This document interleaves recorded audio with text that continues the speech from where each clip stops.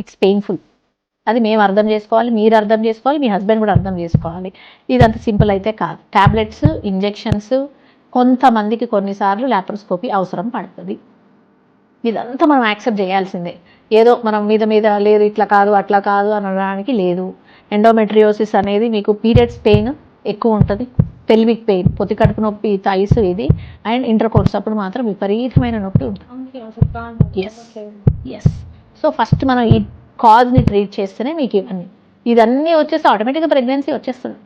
ఇప్పుడు మనం స్టార్ట్ చేయలేం ఇంకా ట్రీట్మెంట్. మనం ఫస్టే మనం ప్రెగ్నెన్సీకి మెడిసిన్స్ ఇచ్చిన తర్వాత మీరు కలవలేకుండా ఉంటే అసలు వచ్చే వి కాంట్ కదా.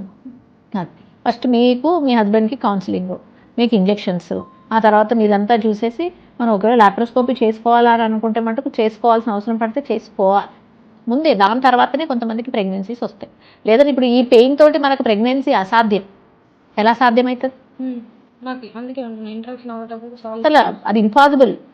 అసలు కలిసేదానికి భయపడతారు వీళ్ళు. ఇంకా ప్రెగ్నెన్సీ దాకా పోయేది.